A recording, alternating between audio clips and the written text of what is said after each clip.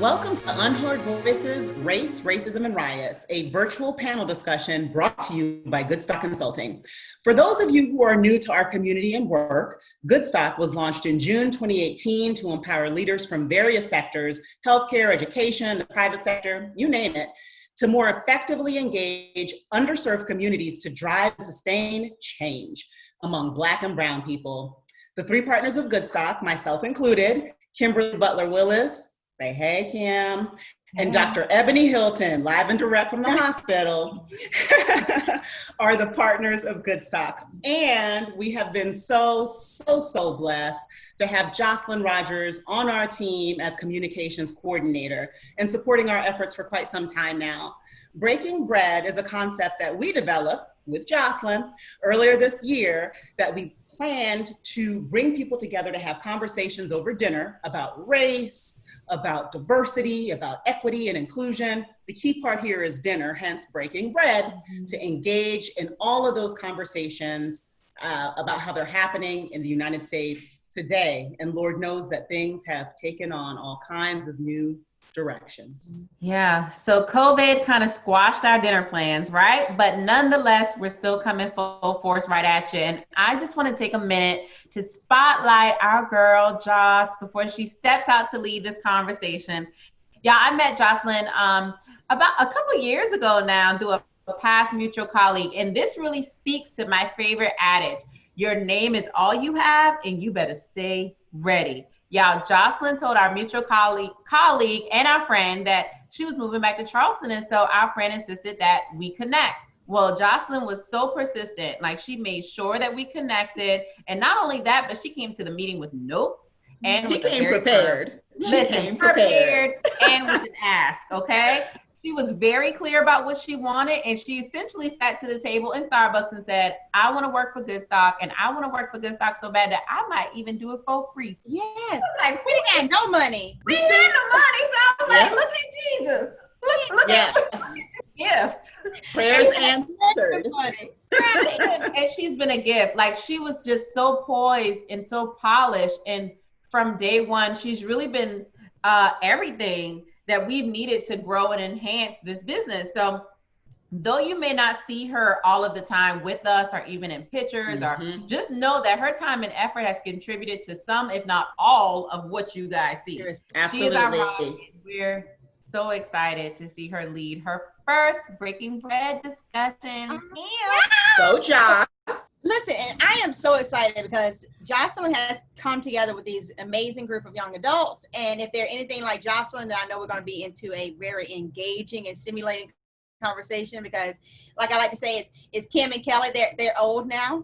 Okay. Whatever. And I can't ask them about young people things. You know what I mean? And you know how I like to be. No. I accept it. I take it, girl. Speak the truth. I'm learning to lean into it. I'm not only leaned into it. Y'all see what I look like, a hot mess. But Jocelyn has pulled together this amazing panel of young people to explore the senseless and far too frequent incidents of what we've seen here lately of what it means to be Black in America, marginalized in America, LGBT in America, Muslim, you name it. What does it feel like to be a part of the other and not the majority in that sense? Yeah. And how has that kind of led to this civic unrest that we have in our nation? They'll discuss how systemic racism in the United States has contributed to the pain, the anger, and frustration and hopelessness that's being experienced by Black, Indigenous people, and colored people of America.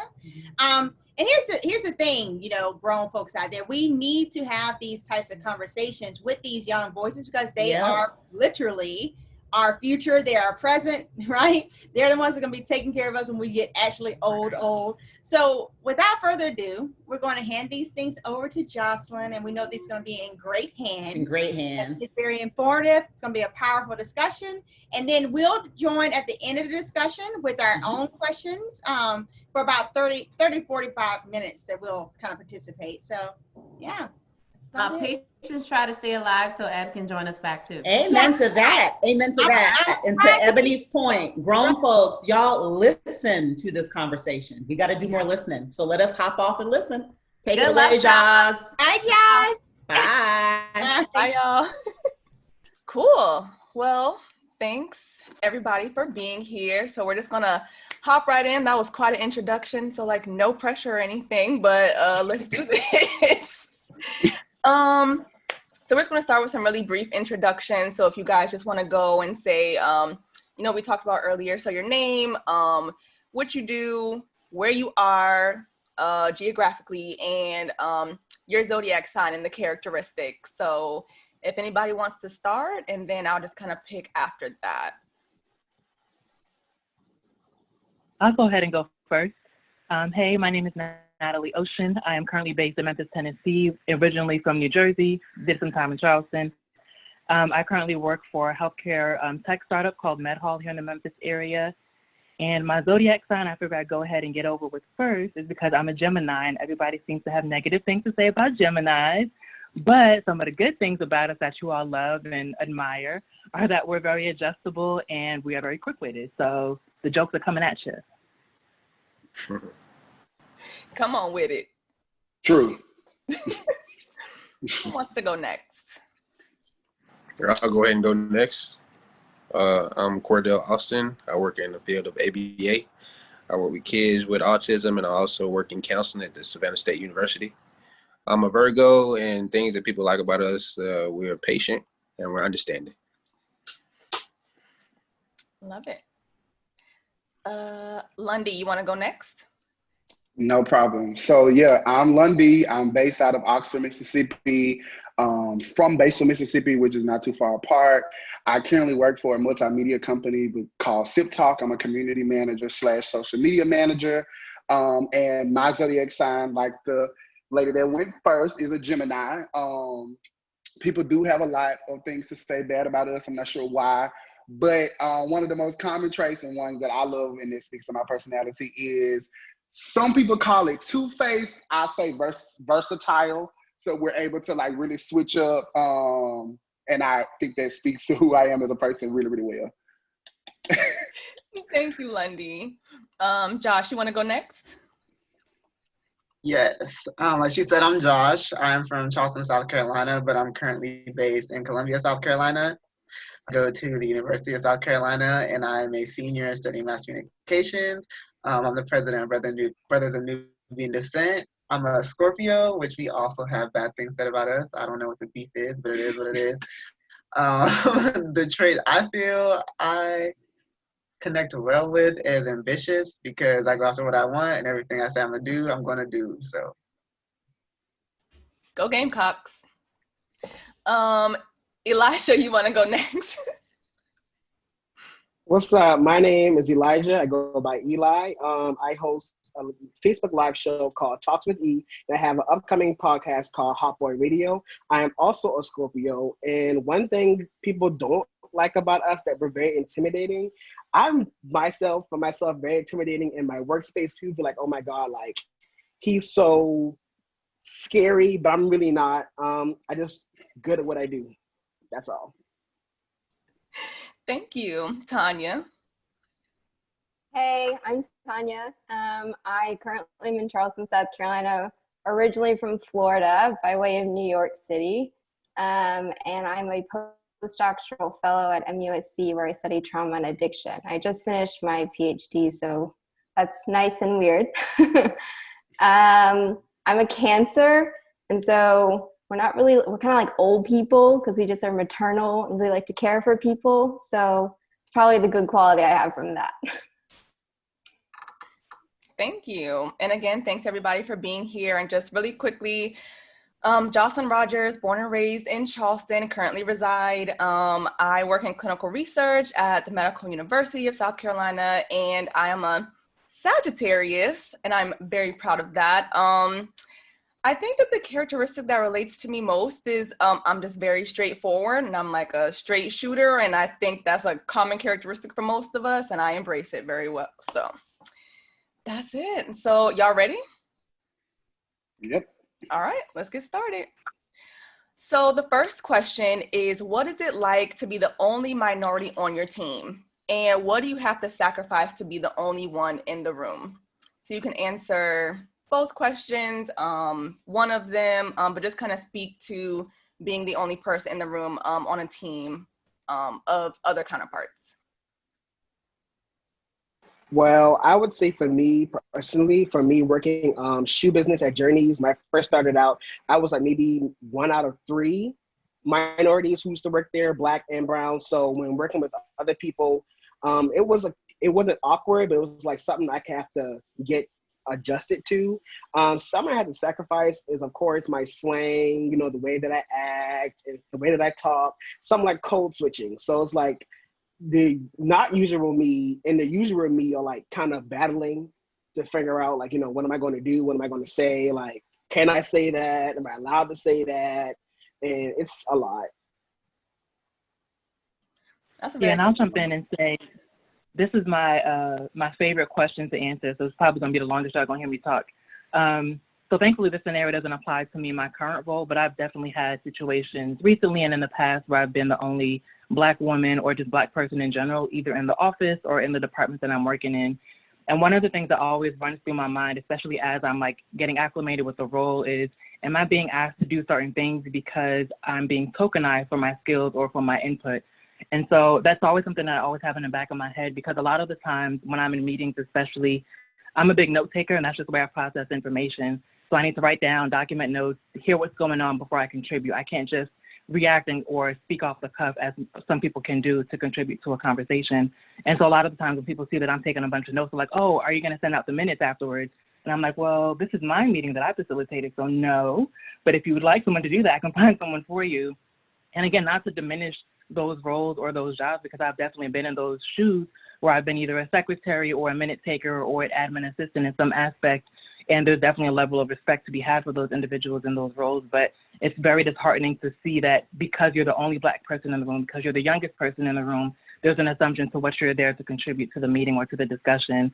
Another part of that conversation, as far as what do I sacrifice to be in that, I don't sacrifice anything. So code switching, the most that I'd go for code switching is probably the slang or the profanity that I sometimes use in my casual day conversations. But as far as my appearance, I have my hair out in a fro. That's the way it grows, unless I decide to slick it back when I don't feel like washing it. I usually have my nails long and colorful because that makes me happy and feel comfortable. But I keep my attire is professional, of course, because, that's the nature of the business. But there's something to be said about being or presenting yourself in a way that you feel comfortable and confident in your skin, and you're not sacrificing those aspects to be able to assimilate or conform to just a corporate environment. Because there's no reason, if my nails are not bothering or disrupting the work that I'm doing, my hair isn't getting in the way of us making a decision. So all of those things I just brush to the side. A lot of good points, and I'm gonna ask a follow-up question after this one. You kind of deterred me a little bit, but thank you for that. Next. For me, I know I've been, like she said, like not in my current role, but in a lot of other in previous positions, I've been in both of those positions. Now that I'm thinking about it, I've been the only Black male there. One of those positions, I was in a managerial role. So to speak to like some of the things that you sacrificed or some of the things that you had to experience, I know for me, one of the things that I ended up sacrificing was this sense of, well, not sense of, but I guess the ability, I guess, to like fail, so I think that they had such expectations of me, which was later revealed by me being, what I'm saying, like a male, and then being Black, and then being educated. It was like you had such high expectations of me that was over even the job that you hired me for. Like you was expecting me to do more than what my job description was. And I think that ends up happening a lot when you're looked at as quote unquote valuable or different or something like that. The expectations that they have of you ends up being so much higher. And it's like you begin to deal with like, am I adequate enough? Like, is it realistic? Like, is it something that I'm doing? And so it's like that was one of the things that I ended up experiencing, was just having high expectations set for you for being Black and a male, like just that simple. So yeah. Thank you. All right, I'll go next. Not in my current role that I've dealt with, being on the minority. We have minorities where I work at, but I have been a manager in a previous job to where I think the biggest thing for me to take advantage of, I'm gonna say advantage. Taking advantage of being a black male and being a leader and being overworked and underpaid, which is, you get a lot of that in the African American community, whether you're female or male. Also, one thing that I think I had to sacrifice the most was probably my culture as far as being an African American male. Maybe like wearing my beard. Okay, so that's symbolism to me, as I guess cultural for me from my religious standpoint. Beard symbolized to me is like strength and power, but I had to cut my beard. I couldn't wear it. You know what I'm saying? It's something that you think like, okay, well, it's not affecting anyone. I'm working in the manager role in hospitality. I keep myself well groomed. Also, I think too, as far as I guess you could say, I think what Elijah was trying to say is earlier today, talking like slang. It's not really slang, but it's just us. As far as our culture, it's not really slang. It's just more, to me, it's like a natural way of speaking. No one has to adjust more than an African American man when it comes to a professional career. I agree with that statement, the last statement. For me, last year, I was on a planning committee and I was the only black male or black person on the planning committee. And so for me, it was scary, but it was also empowering because it's like, ooh, I'm the entire voice for the black community, but it's also like I'm the voice for the entire black community. So I have something that needs to be done. And I feel like I sacrificed my voice at times because it's like I don't want to make everything about things being diverse and inclusive, but like at the same time, if we're planning something on a large scale, that's supposed to be for everybody. We need to make it for everybody. So towards the end or after everything started getting in motion and things like that, the sacrifices had to stop because it's like, if we're saying we're doing this and we really are trying to do this, then we have to do it for everyone. And that's just the way it has to be. I mean, it's crazy being in those situations, but like they never mistreated me or anything, but it's just like, if you're really trying to do things for this university or for this big group of people, 35,000 students, and you're trying to accommodate everyone, you really need to do that. So. Thank you. I'll go. I agree with what everyone says, especially what Joshua said about sacrificing your voice. I think for me, I sacrificed like comfort and shared language. And at least when I was younger, I used to just erase it and try to be white.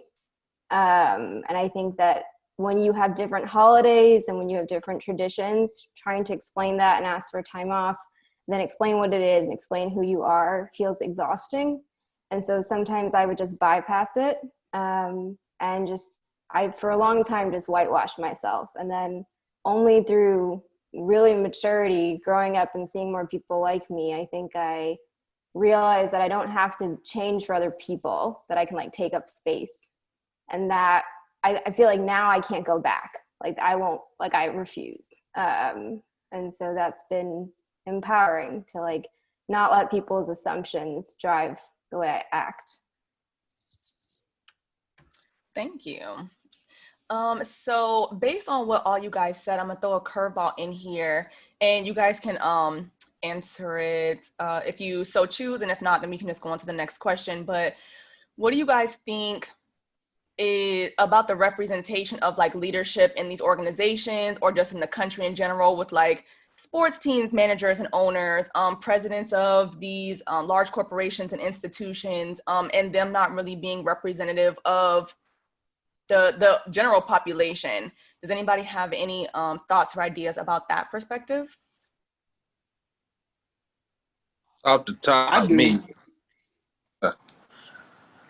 For me, being an athlete, I played basketball for a long time. I also been a recreational basketball coach.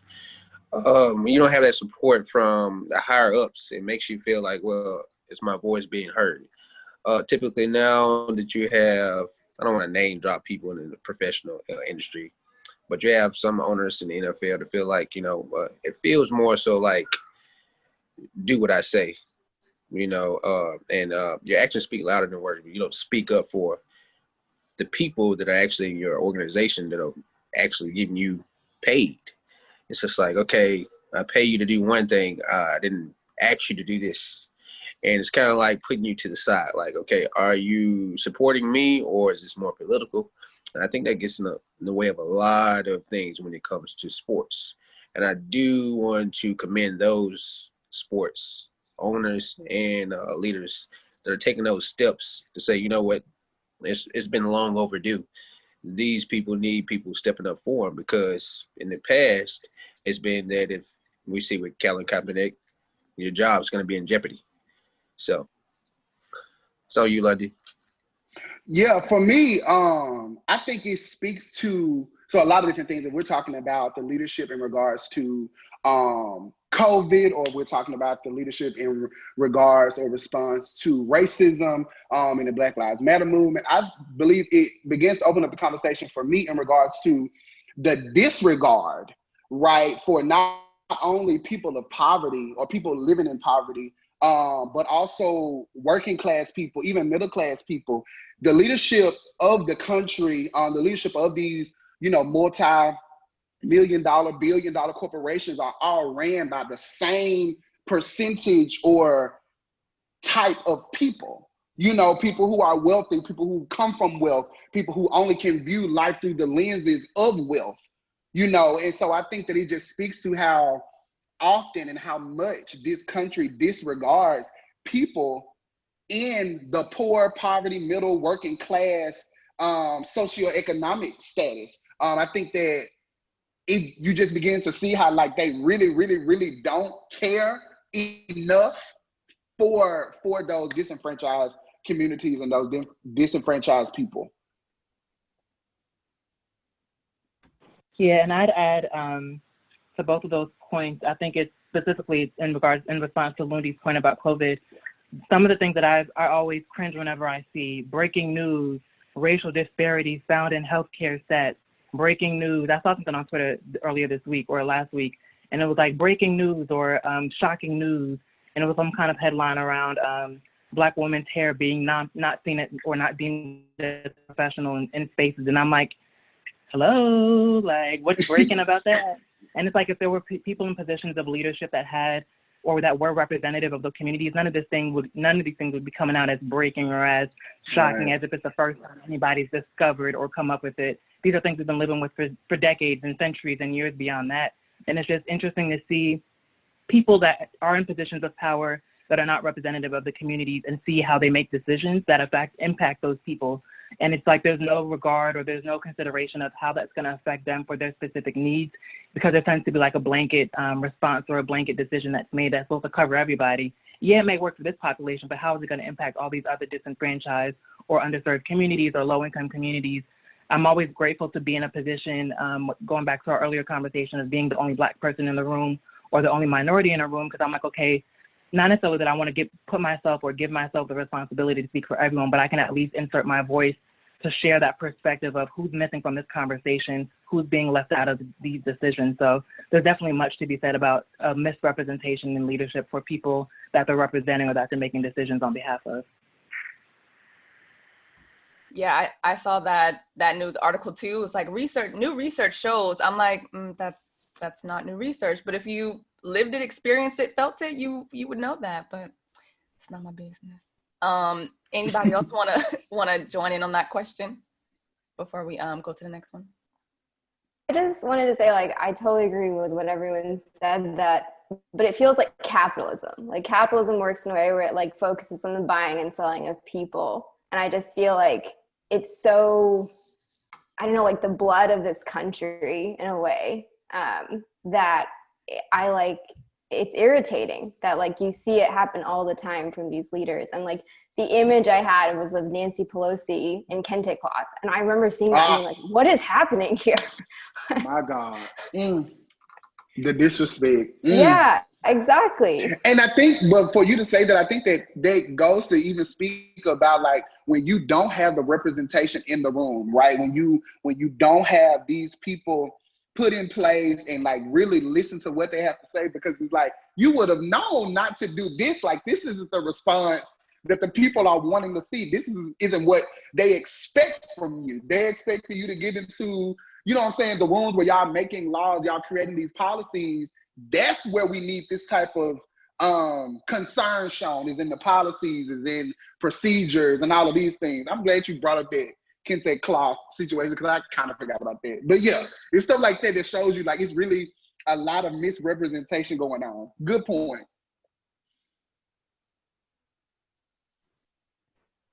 Josh or Eli?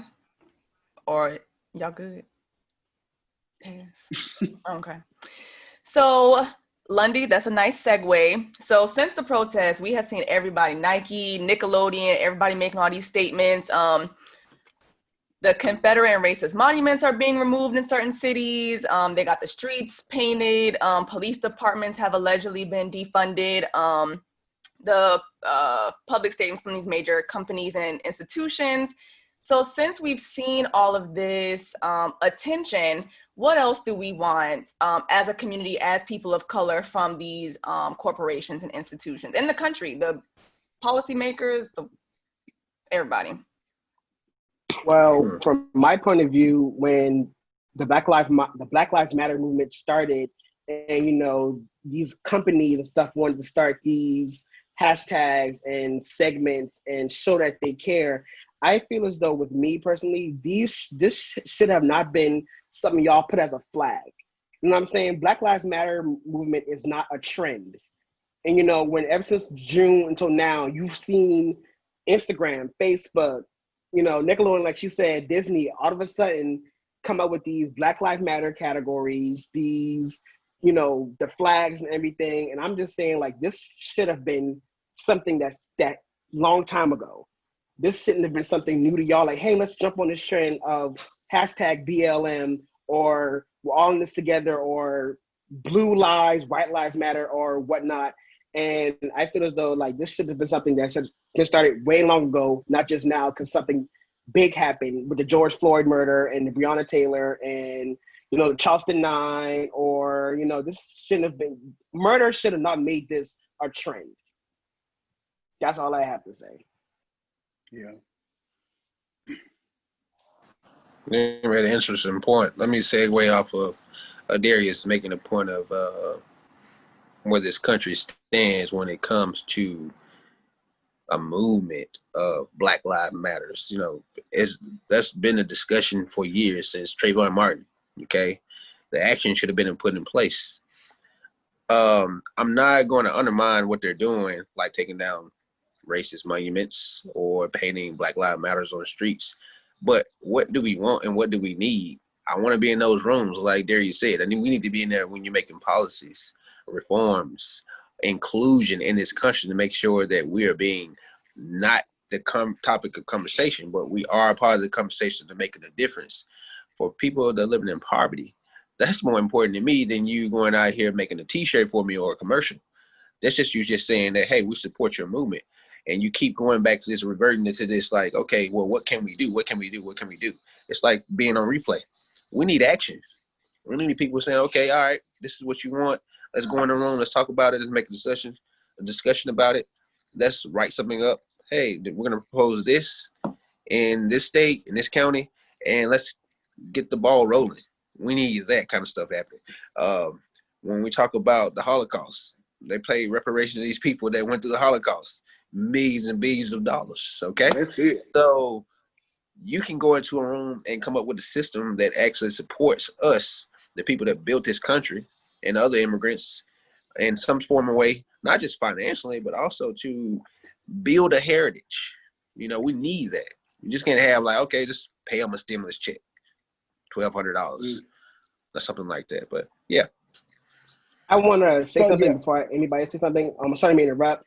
But when he said about the whole t-shirt thing, I feel as though a lot of companies like American Eagle, Nike, and a lot of non-minority companies, when they make these shirts, that's basically to me a symbol of we take this and shut up.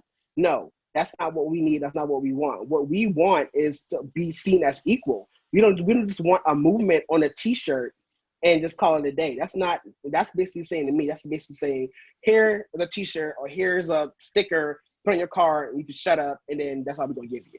That's not all we need. We need more. So yeah, I am personally a reparations by any means type of person, right? And so that's what I believe the most that we need money, right? In various forms. So that's in forms of specifically paying people of African descent monetary installments, whether it be that, whether it's providing jobs. Speaking from a creative standpoint, when you're talking about brands like Nike and Disney and all of these other things, even CNN and all these other places, it's like now you should begin to get Black people, employ more Black people, right? Employ more people of color, people who can then really begin to diversify, not just one department, right? Not the urban department, what they love to use, not that, but literally diversifying the entire brand, the entire message. I know one brand that has done really, really well for me in regards to doing this has been Ben and Jerry's, right? What? Even their language, even the things that they call out, like specifically speaking to and saying the words police brutality, racism, white supremacy, that's what we need. I don't want people hiding behind, we're just going to make a commercial with a lot of Black people and say, you matter. You know what I'm saying? Like those type of things. We're saying those are all pacifiers. Those are all things that's saying, okay, woo, look at us. Like we're trying, we're doing something.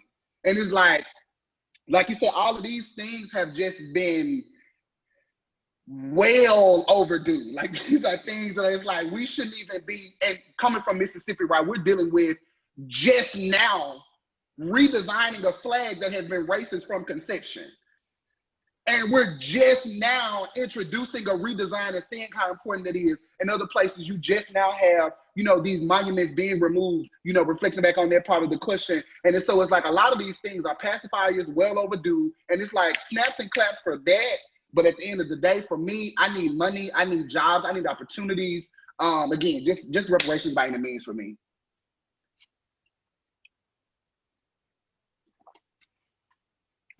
And I'll say, kind of going off of all the points that were made, which were really great, by the way.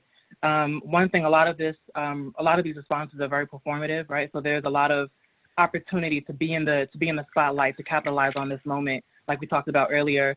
And I can see that, like, oh, a lot of people are talking about this. I should probably say something too, because sometimes there those kind of actions or those behaviors may be well ingrained into a company, but because nobody's heard about it, it's not a well-known or a not largely known minority-owned company, people may just assume like, oh yeah, they don't care about Black lives. So maybe that's an opportunity for them to share what they're doing within their companies and to broadcast that in that way. But there are definitely more so than not those companies or those brands that are taking advantage of this opportunity and putting up a Black square on their Twitter feed and then deleting it a couple months later because it, messes up the aesthetic of their feed or whatever the case may be. Mm-hmm. So there's definitely that aspect of it that I really hate to see, but I know is always going to happen, is always going to come up. One thing I want to talk about in addition is in response to Cordell's point about action planning, right? So there should always be something behind the message. So the painting on the streets is awesome.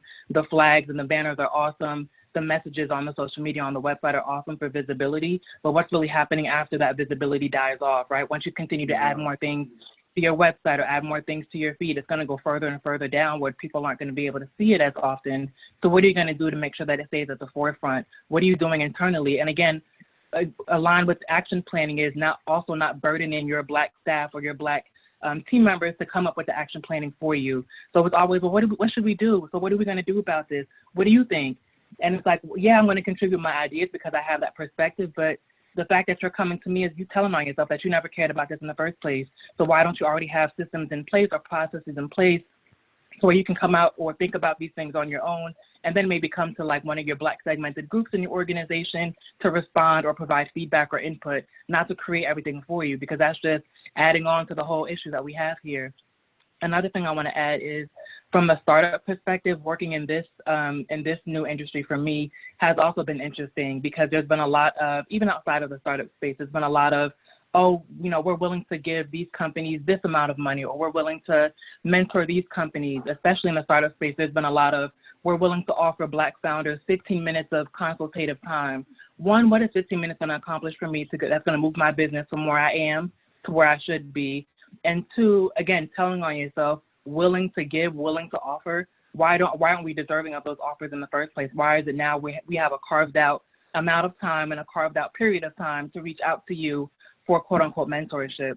So there's a lot of these things that are happening that are great starting points, but if that's all you have to offer, then I'd rather not take it at all. I'm going to go back to what Lundy and Cordell said about the reparations. We would love that in more ways than another. Money isn't going to fix everything, but it can fix something. Like $50,000 might be a lot, but that can pay off somebody's car, half of somebody's house. Like that can help because we don't have the generational wealth that some other people might have. And so another thing that Elijah said about we want to be seen as equal, that is very true. Like having fair trials, like that one lady who put her son in a better district, but it wasn't her address, and she got 5 years. And then Breonna Taylor's killers haven't been arrested. George Zimmerman got off and killed Trayvon Martin. So like, why are these things, why is this even an issue when it comes to that? Like you can put her in jail over school, but not over somebody who killed someone. Like those are things that don't make sense to me. And I believe a lot of that has to do with us not being in certain spaces, which we are trying so hard. Like Trayvon Martin's mom is trying to get into those spaces of where she can speak and change laws and make laws, this, that, and the third, you know, but it's a little harder for us because we might not have the money to broadcast ourselves like how so many people other do. And Maxine Waters is in that space and that's great, but that's only one person and she can only do so much. So having us in those spaces, that would be a bigger step into getting us somewhere better than where we are right now.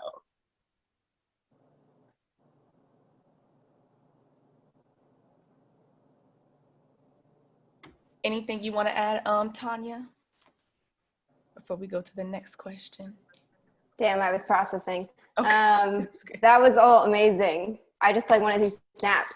I guess I just feel like companies are being like really opportunistic, and just like focusing on how they're portrayed and their image, not really doing anything. And I think the lack of transparency, like people can tell, like you can tell when someone's being genuine or not, even if it's a company. But I also think it points to the fact that like we don't have good legislation at all. And so what's being filled in are these corporations instead of like actual, I think, local, state, and national leaders saying something in the right way. So another good segue, I was going to follow up with generational wealth question. I feel like we touched on that a little bit. So new news, really new news. So what are you guys' thoughts and perceptions about Joe Biden and him selecting Kamala Harris as his VP? So I'm going to be totally honest.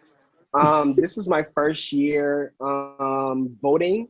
And of course, with me being a new voter in the South, there's going to be a lot of older people telling me this and that about a candidate, or you shouldn't vote for them because of that, or you shouldn't vote for them because of that. But I'm pretty sure now with being like maybe 2 years into like, you know, about to start, you know, voting, I'm pretty sure I have a good, you know, idea of who I'm going to vote for. Now with him picking, I don't know her name, Ms. Harris, I don't really know too much about her or seen anything political about her personally, but I do know who I want to vote for, and I do know what I need to do so I can contribute to my first time voting. For I'll me, say that. go ahead. Oh, go ahead, Lundy. No, go ahead. You were going to talk first. For me, it's really just so I'm also not a big politics person. I don't know if it comes off like I am, but I'm really not a big politics person. And so with like especially like with the presidential election, and so when I'm first hearing of, Joe Biden running and then actually having an opportunity, to be a candidate, and then so he gets that, and then he pairs with VP candidate Harris. For me, my initial thought was, my response was, okay, Black woman, cool, I'm out for that, even though knowing that she had, her, what do people say, like her track record of, and I don't know if you all know this, but just having a track record of being a DA and incarcerating a lot of people of color due to minor charges, right? And so my first thought with that was, of course the quote comes up, all skin folk ain't kin folk, you know what I'm saying? Like, would she really be, a great candidate running with someone like Joe Biden, who people already have their own issues with him, just a person? And what I've had to resort to My coping mechanism was, okay, listen. At this point, they could put a dog and a cat in the positions of president and vice president. We just have to focus on making sure that the current person who holds that seat is no longer there. That is my only energy now. And I think that speaks to this conversation about how Black people or people of color have always had to like choose between the lesser of two evils in regards to politics. Like I don't think we've ever just been like 100% besides Obama, and people still even have their reservations with him. But we've never been 100% for any candidate. And I think that's tough looking at what politics is. We're allowing people to come in and say what they can do, what they're going to strive to do, but we really don't know until they're put in their position. And then you begin to see that there's a lot of factors that go into lawmaking and policy and procedure. Like, it's a lot of things that go into that. So it's like, have your different reservations about her, but then also understand that like she's going to be under attack for a lot of different reasons. One of them mainly being just because she's Black and then being a woman. We know, what I'm saying, like the issues that Michelle Obama had to face just being the first lady. And so I can only imagine what this woman is going to have to endure. So that's what I think about ways to bring up, our reservations about candidates like we always do, but making sure that we're just being respectful too. So yeah. Yeah, and that's a good point, Lundy. I wanted to add on to your point about no candidate is perfect, right? So there's always been flaws with any of the candidates in any kind of election that we have. But I think in this circumstance, one of the things that's been a little disappointing to a certain degree has been people, especially on social media, kind of shooting people down as far as their celebration of the representation that they see in Kamala Harris being or being selected as VP. So there's a lot of Black women that are excited, a lot of Black people that are excited, a lot of HBCU grads that are excited, a lot of AKAs that are excited, just because they're able to see a piece of themselves in such a high level of leadership and potentially being part of this new administration. And so there's definitely something to be said about why it's bad or why it's looked down upon for people to celebrate the mere fact that there's some level of representation. But then there's also an opportunity for them to consider the politics behind it. So everyone is always up. She's definitely up for a critique or up for analyzation of her politics. So again, you don't want to just blindly vote for somebody and then step back and hope they do the best they can.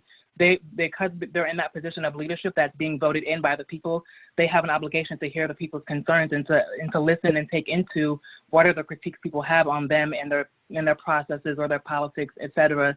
So I don't think she's excluded from that just because she's a Black woman and yeah, we want to see somebody like us in office.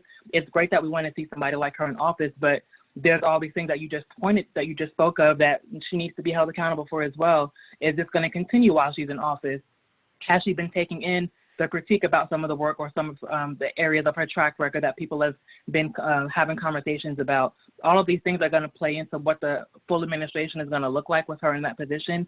But again, there's definitely somebody that needs to get out of office right now, but we definitely don't want to take away from people's ability to critique her. Just because we're celebrating her doesn't mean that we're overlooking or we're dismissing any of the work that we may find negative or that we may find problematic from her past. We can have both. We can be excited and be ready to critique. We can have both in this scenario. So, yep. Great point. That was a great point. My initial thought was Kamala Harris. I was like, okay, I'm glad. People are excited about her position. Of course, you said a lot of AKAs, a lot of African American people of Asian descent too.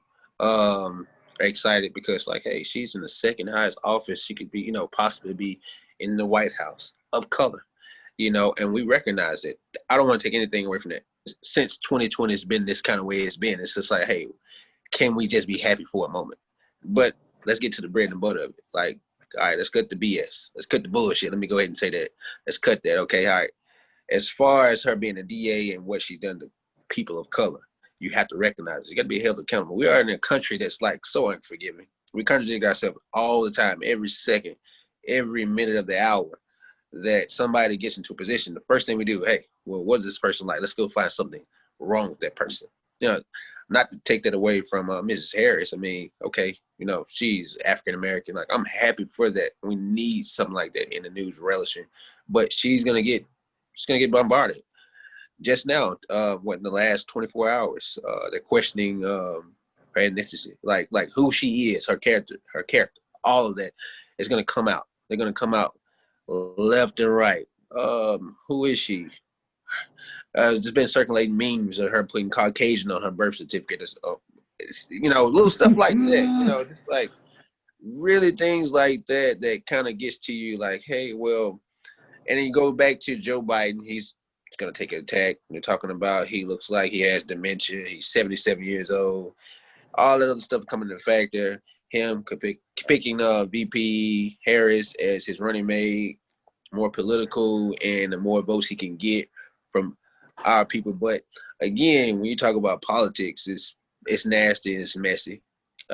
We see that on the simplest forms of in high school when people are running for king and queen of homecoming. We see that, you know what I'm saying? Okay, oh, I didn't know that you did this. Oh, you giving me candy this week. I didn't even know your name 2 days ago, you know what I mean? So this is a bigger margin that we're talking about. Come November 3rd, we see that. We see a shift in how things are playing out day to day now with this pandemic. It gives you time to reel in what's actually going on with your company because you're not so caught up in work. You know what I'm saying? Something that I feel like that's a whole nother topic of making sure people are not paying attention to what's going on in this country. Now you have a time to like segue into like, okay, who's making these decisions? Okay, who's going to be in our leadership? Are they seeing our concern as, okay, hey, I'll get to it later, or is it actually your agenda when you get into this high office?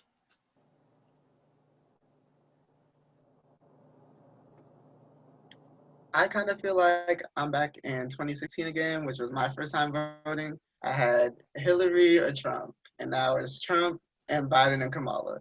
And at this point, it's just like, whose tweets will we be able to withstand for another 4 years at this point? So it's like when Kamala came out the first time, we had all that stuff come out about her and the DA, she put black people in jail, yada, yada.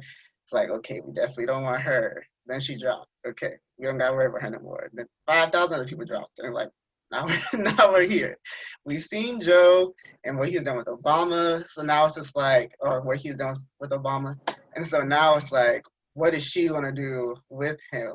It's like, do we really want that? And yeah, we want this man out of office. So we're honestly probably going to do whatever we need to do.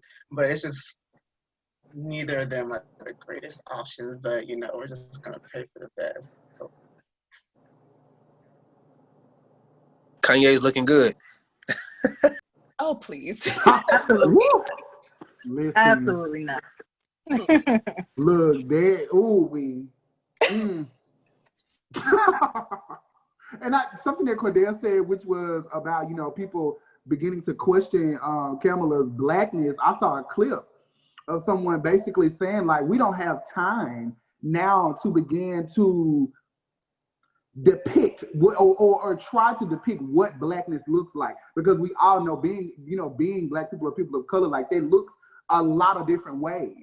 And so attacking this woman about what we feel black should look like is just really counterproductive at this point. It's like it's a lot of work that we're doing, and being people who screamed about not wanting to be placed in this black box, not wanting to be looked at as just one type of people, loving and showing the diversity of black people. And it's like, but we begin to say, oh, she did this, she not black enough, or you know what I'm saying? I think it really speaks to like her light-skinnedness as well. I think that's a lot of it that goes into play, because she is really, really, really fair-skinned, right? But you're talking about a woman who, she went to an HBCU, pledged a black organization well before, becoming someone of status, like someone becoming a public figure, a political figure. She did all of these black things,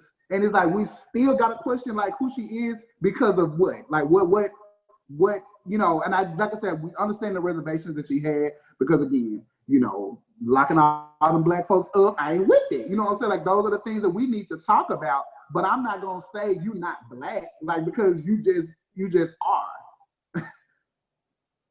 And one thing I don't want to see happen is, because I feel like there's a lot of a spotlight on her at the moment as far as the way people are critiquing her. Biden is definitely up for critique as well. So I don't want it to all fall on her because she's a Black woman, part of the party. So Biden should be getting equally as criticized. But again, there's a mission that we're driving through here, right? So let's go ahead and vote the way that we should vote. But again, holding them both up to the critique and the standards that we want for somebody that's held in office, making decisions on our behalf. Mm-hmm. Yeah, I'll jump in and I'll say, like, I don't know, Biden's basic to me. Like, he was the safe pick. Like, he's boring. He's kind of old school. He messes up what he says all the time. He has a whole Tara Reid sexual assault allegation that's been put under the rug because we can't even afford to talk about it, because then we have to worry about Trump staying in office. So it's like, he's boring. Like, none of his policies made sense to me or were exciting or progressive. And so I just don't think the status quo is going to change much under his administration, which I still hope he gets, though, because I don't like Lundy said, a cat and dog would be better. I think you made a very good point. You made a very good point when you said that. Like, we see the bias there. We have two Caucasian males that we're actually having a conversation about. They have allegations. Actually, we do have evidence that, hey, they actually did something. And we're thinking about, okay, hey, well, what choice do we have? Where is our voice? You know, again, that's a interesting point there. And I think with Kamala, Kamala is half Indian. And so I saw the Indian community freak out with excitement, because when you're an immigrant, at least my experience in my family's was like, you just try to assimilate because you don't want to be pushed out. And so you do whatever you can to survive. And so I think what I noticed was how many people jumped on her nomination as a win for them. Like, how much people are dying for representation, that they will just take anything they can get to be seen. Yep. And that's sad. It is sad. I think it's really sad, because it just shows that there's so few opportunities for people to be seen by a larger electorate. Right. Well, this has been insightful. Thank you all for your feedback, and I'm sure it's going to impact a lot of people and definitely make some people think about some things that we have going on. So I'm going to invite the partners back of Good Stock, and they're going to wrap us up. Listen, I don't know if I want to. Ooh, child. Baby. Yeah, ready for it. Auntie. Y'all, I need to kick this off and say that I love the passion that you guys have about these issues. And the partners and I were texting each other back. Did you hear that? Yep. Because it's so raw and authentic, and I sincerely thank you for the time you gave for us today.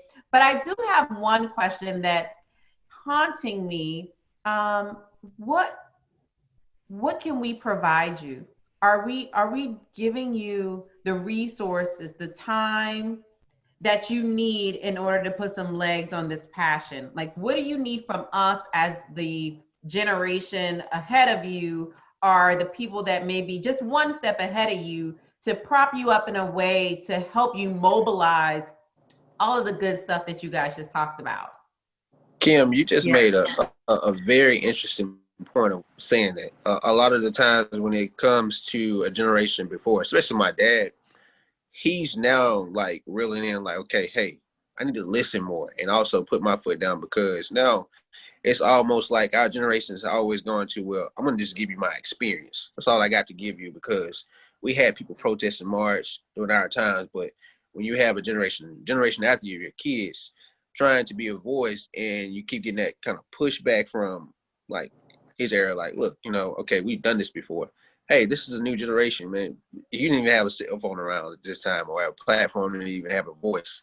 I'm not worried about my job at this point. It's about me getting out of the survival flight or flight mode to be okay, I can't say something because of my job or my career wise, right?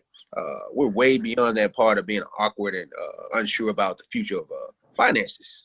I mean, okay, we've been there. You showed me what your experience so that I can keep surviving. So why not speak out on some issues that we're going through?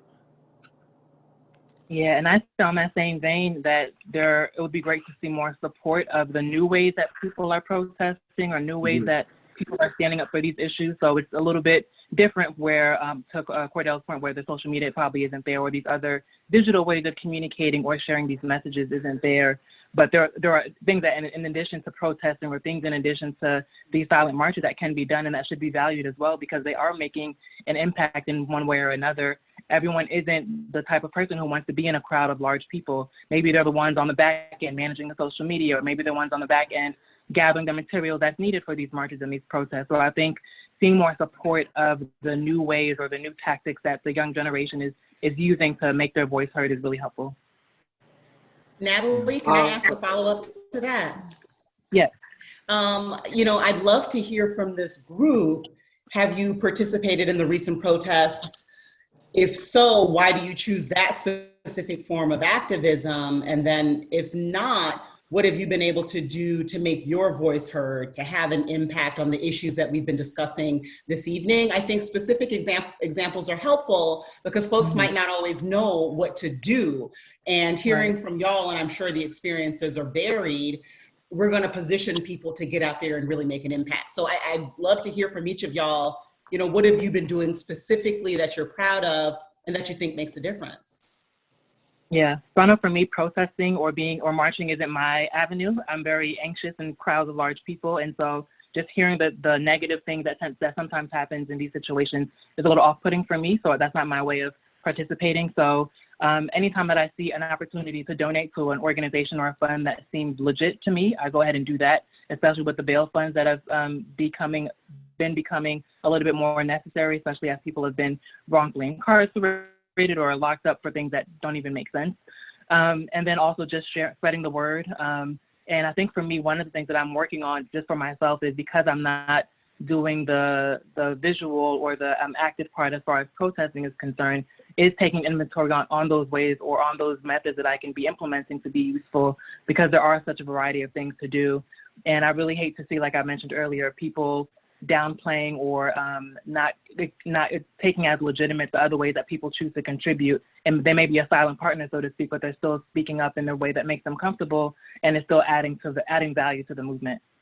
Thank you for that. Yeah, it's one of those. Yeah, Go ahead, Landy. Oh, I was just gonna say, for me, just to answer the question, like I'm, I guess you could say, a protester. I've protested and have been participating in protests since like 2016. And That's so shocking, Lundy. So shocking. No, you've been protesting 4 years straight, huh? You just got there. I've been on the front lines. I've been I was a little disappointed that I couldn't participate in the much more radical protest, because I feel like say what you want to say, have an opinion about it, but I do feel that type of behavior is one of the things that's really shifted and made this conversation of Black Lives Matter and all the response to police brutality and any other form of racism really be on the mainstream. I believe these type of violent or radical protests have been the things that have really catapulted us into this next wave of this can't be ignored any longer. So like I said, coming from a protester, like I have done that, but I also have wanted to do like a dual thing. So also take my own platform, my own social media, and use that as a way to educate people who don't really, who have a hard time keeping up with all of the headlines, who don't want to read every article, who sometimes, have to deal with not reading every article for the sake of their own mental health. Like, so, I just choose to educate people in a way to where they know what's going on and they know what they can do if you don't protest, just a simple share. Like she said, donating, whether it be to a bond, whether it be to an organization that's specifically targeting some form of police brutality or racism. So yeah, that's kind of what I've been doing. That's what you've been doing? Tanya, what about you? I'm curious. How do you protest in a clinical setting? That's a great question. Advocacy. I think being a clinician is being an advocate and being an activist. For me, I didn't go out into the streets, even though in New York I would have been a heartbeat, but I was new here and I didn't know kind of what Charleston was like. And I also had a new job. So I was a little nervous about that. But for me, it's been like kind of starting small. So it's like my friends and the communities I'm in, the meeting I was in with Jocelyn, speaking up when I see spotlighting happening, speaking up when I see people being questioned or asking them to be educated on something, and advocating for the people I work with, that like I get the pleasure to work with and I have the power because I'm the provider in that situation. And then I think to add to it, for me, it's been like, where do I put my money? Like, I don't buy shit from Amazon because I don't want to give Jeff Bezos money. So for me, it's like, you look for the place on Friday to get food from if you want to get takeout. Like, you figure out what's the Black-owned business that you want to support because money matters. And that's a way of engaging reparations, even if you don't have the power to do like universal one. Oh, I like You better preach. You done blow up my whole spot. You have blown up my entire You better spot. preach. Yes. Anybody else? That's the one. Anybody else want to share before I kick it over to Ebony to ask her question? Any of y'all want to share your experience with protesting or how you are trying to make an impact through your actions? Me personally, anybody, well, Jocelyn, she knows, with my podcast and my What is Facebook your live podcast? show, I'm a comic. Oh, my podcast is called Hot Boy Radio. Hot Boy Radio. So, Right. Yes, ma'am, on Anchor. Where So is, when I like, well, hold on a second, don't gloss over that. Where can we find you, Hot Boy Radio? you can find me on the app Anchor. You can find me on the app Anchor. My first episode was supposed to be this weekend, but it's going to be next Tuesday. Okay. And the subject is introduction of me. And then of course, if, after that, anybody. But one thing I have changed this year with me being a comic, and Jocelyn knows this, I make a lot of jokes about everything. I joke about everything. And with me coming on my podcast and coming on my Facebook live show, I have, talk about a lot of serious things. People who know me, they're like, oh, he's talking about, politics or movements, or me personally, I didn't protest because I have mild anxiety and I can't do that type of stuff. But so I have contributed my way to my show, my podcast, what I've been posting, and just basically speaking out. I love it. Eb. Yeah, I guess, first of all, thank you. Y'all truly are inspirational to me. And one of the things I always wonder is when I'm talking to my nieces and my nephew is, am I failing you guys? Because what me, Kim, and Kelly, we didn't grow up in this era of seeing violence against Black people on a day-to-day basis like our parents did, right? They grew up in the civil rights movement, and they saw, the lynchings, and they saw the dogs being released on them by police officers. And we grew up in this, the mountain, and then we were in the valley. And so we came in the 80s where I came in the 70s, people. I'm gonna claim it. First of all, I'm a millennial, not a millennial. No, but honestly, we grew up in this wake of relative quietness because we know racism was definitely still there in full force. But we didn't grow up where we see daily people dying, and y'all grew up with this kind of weird mix of your first president that you probably truly knew was Barack Obama, a Black man, but yet you grew up during the time of Trayvon Martin and Eric Garner and Philando Castile, and this was your teenage formative year. So I guess my question is, for my generation that are where we're going to be now, the new leaders of the world coming up, how are we failing you right now? What do you need from us that we're not giving you? And how can we feed y'all? What more can we do for you emotionally, professionally, and what policies do you want us to try to push for to implement, since we are currently holding those positions in offices? I would like to say I don't think that you guys are failing us. I feel like you guys are trying, and we see that. Like, you're getting in those spaces. Like, you're a Black doctor. Like, we don't see Black doctors like that. Like, we have, like I said before, Maxine Waters in that space, and Barack Obama was president. So we see that you guys are trying, and you guys are doing things. So you're not failing by any means, at least in my eyes. But just providing us with the knowledge about a lot of things that we may not know per se. Like, some people don't know how to vote. Like, some people don't know about looking up or going further than Instagram posts to look at politics and things like that, or how to even study for an MCAT or LSAT and things like that.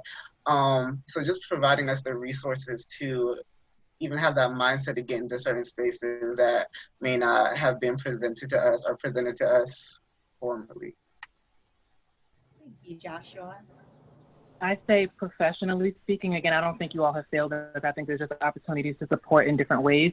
So I say professionally, I've definitely seen a shift, specifically in the area of like mentorship or sponsorship, where there's been a lot of discussion about like which one is more useful as far as getting people into the spaces they need to be versus just being a supportive voice for them.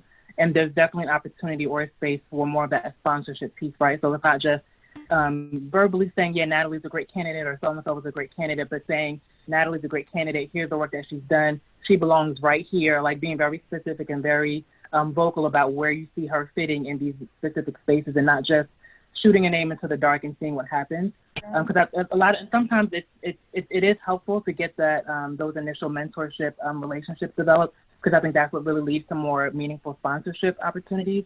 But it is important for people that have come before me to especially remember that sometimes a cold reference isn't really helpful. There needs to be some more of a warm lead or more of a warm introduction, and literally picking me up and bringing me into those rooms with you. Right. Yeah.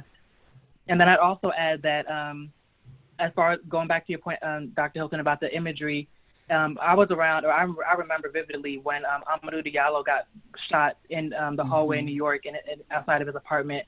And that was like it didn't stick with me as a child, but like seeing the things that I'm seeing now that I've seen as I've grown up is like, how was this allowed to happen? And for me, it's definitely been overwhelming, the access that we have or the unsolicited imagery that we're forced to consume. One of the things that I've always tell my parents is I don't want to watch the news. They keep it on day and night, and it's very overwhelming to hear and see the same things being talked about over and over again. Like, we get it, and for them, that's how they receive their information, so they need it to be able to stay abreast of what's happening.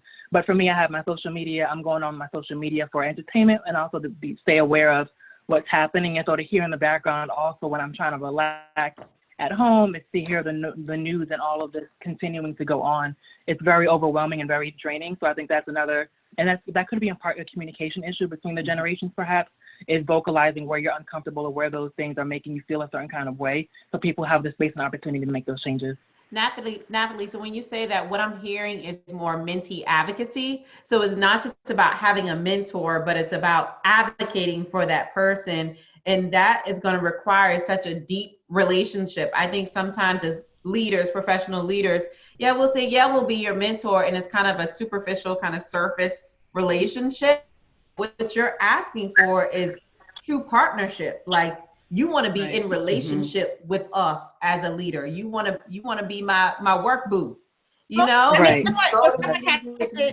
Have those experiences with me. And I think that's something that leaders need to hear, because we often get so wrapped up in the task that we're trying to accomplish. So maybe quality over quantity, less mentees, deeper relationships. Yeah. And there's definitely a space and a place for mentorship, because you want to have someone where you can bounce ideas off of or just talk to candidly. But I think that sponsorship takes it to another level.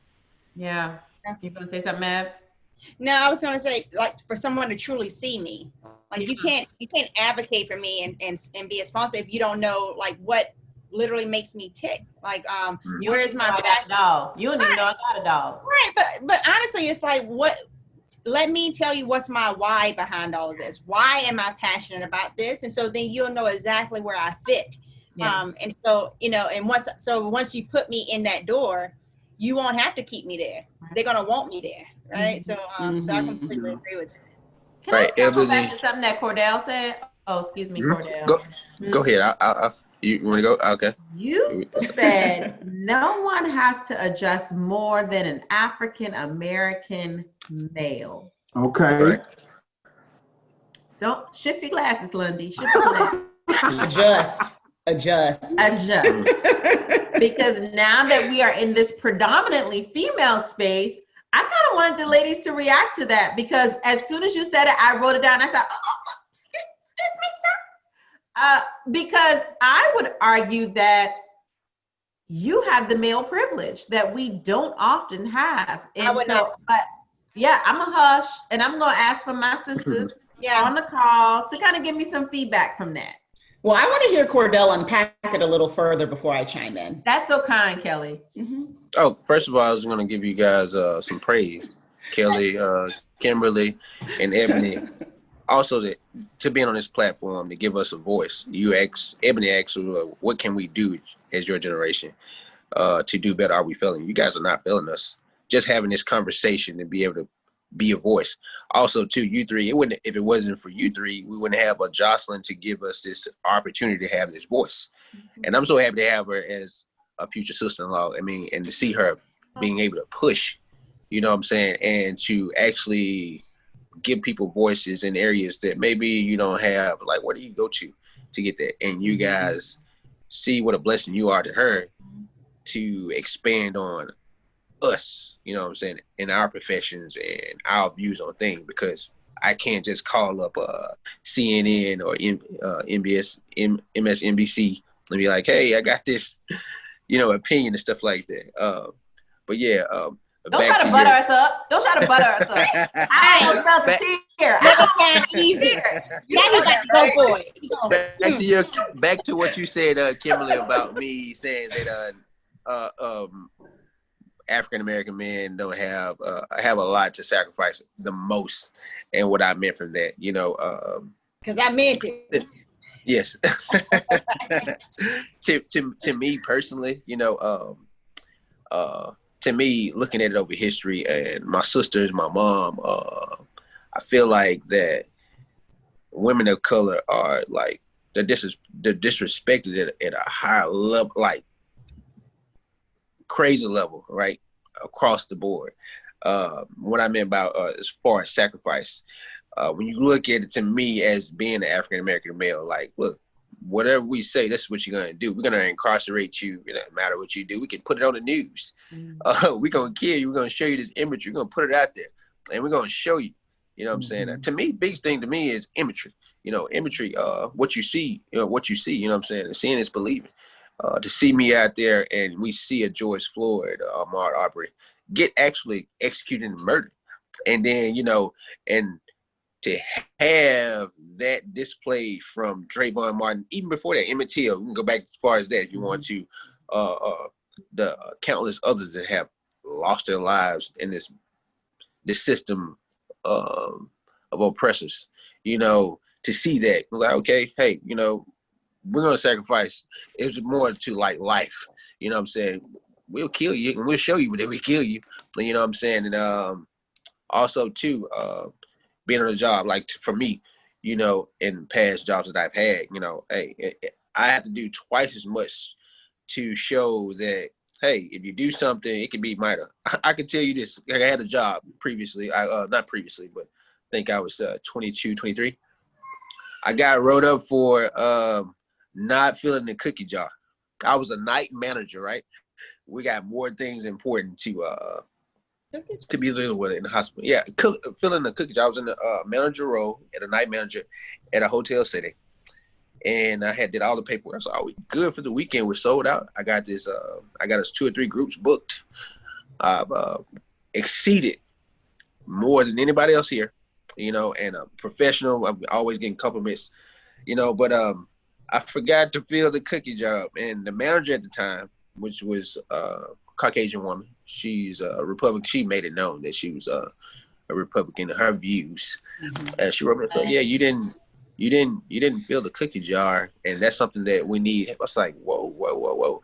And she wanted me to sign off on it. I wouldn't sign off on it. I was like, if today's gonna be my last day for cookies, I'm fine. I take that sweetness, but I didn't sign it. We got into a meeting with the owner, and she didn't feel like it was of relevance. She kind of threw it out, and I was like, maybe it's time for me to move on.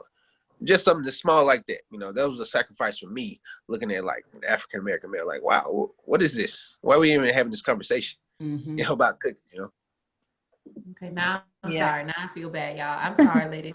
Don't I take would, no. you know what? But hands down, I would have said that I feel like black men have to, that they are under more pressure than I am as a black woman. Now, granted, I think black women are we're not allowed to be show emotions in the full spectrums of emotion, but neither are black men.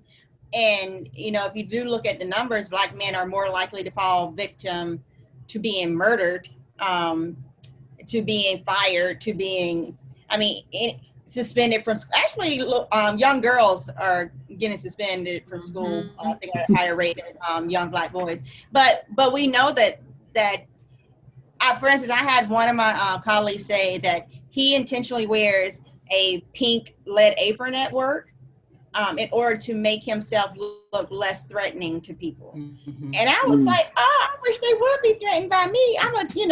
And it's like, no, I literally, I can't. It's better for me to avoid the confrontation and prevent it than to be in the middle of it. So, Life preservation. yeah. Yeah. And I was going to think, say, oh, go ahead, Lindsay. Oh, no, go ahead. You go ahead. Yeah, I was going to say, hearing Cordell's response, thank you for that, Cordell, for your digging deeper into that. I see a little bit of like not necessarily a dichotomy, but there's definitely situations where black men experience things that black women can't relate to and vice versa. And I think for me, what comes to mind most immediately, especially in regards to imagery, is black men tend to be used as an example or made an example of, and black women tend to be silenced.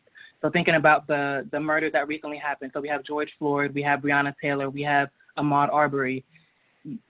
George Floyd, not saying that one is more important than the other, but George Floyd definitely was the kind of the camel that broke, or the straw that broke the camel's back, as far as inciting a lot of these reactions as far as protests, etc.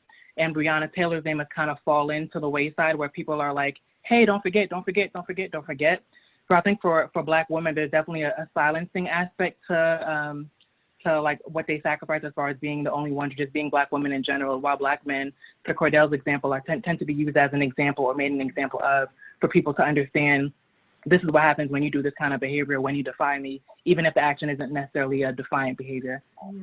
This goes back to what Tanya said. Like, I think Eli said, it's sad, and it is sad that we are fighting just to be seen. Like, black men are dying, but it's like, but still see me. It's a pretty sad conundrum. Yeah, it makes me think about when they used to whip the men, right?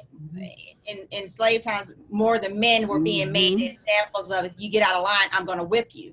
Whereas the women were, take me behind the shed, I'm going to rape you, right? Or I'm going to take your child. Exactly. Cry these silent tears over here, you know. So both scars. Yeah. And how do we heal that? We wouldn't be having this conversation with African American women. We wouldn't be having this conversation if it wasn't for advocates of women of color pushing for us black men being murdered. And I love that. You know what I'm saying? The nurturing of an African American woman to actually say, you know what, I'm not going to be silent. I'm going to get out here in the forefront, and we're going to start this Black Lives Matter movement to even have these conversations and to keep it going. You know what I'm saying? I feel like now in these times, people kind of like simmer down and trying to get back into a normality. There's nothing normal about where we're at now. I say to me, what I've been doing to advocate for Black Lives Matter movement or racial injustice, I've been joining forums on my job, having conversations to keep these people aware.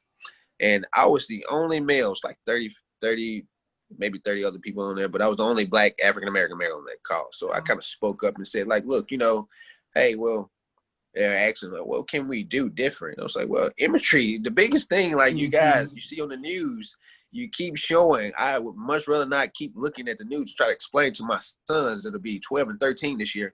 They keep seeing what you're not and what can happen to you. I don't want to keep having those conversations with them.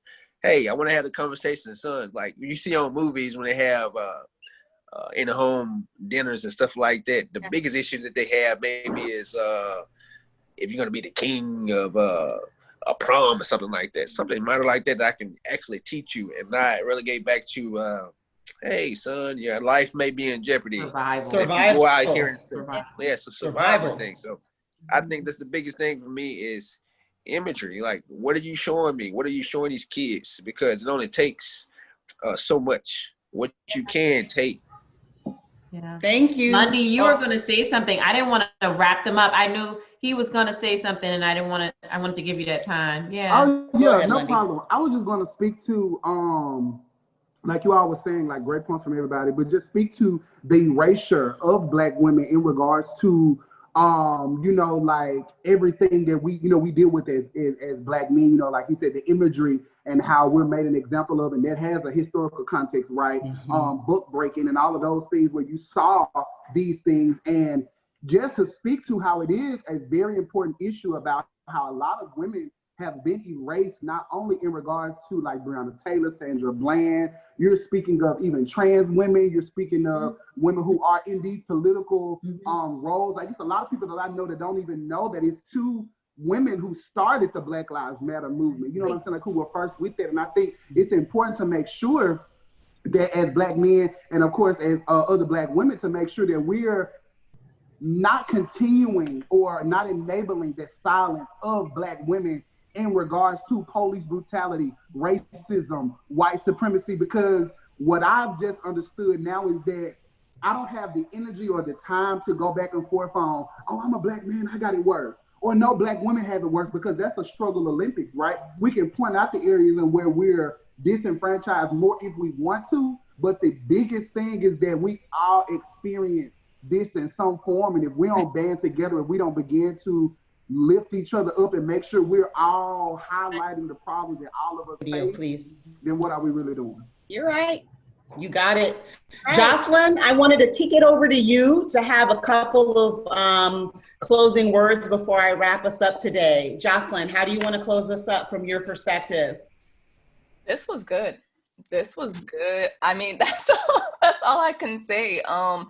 I'm super thankful for all you guys, just your time, your input, your everything that you're doing in your own lives, and everything that you guys contribute to my life. I'm super thankful.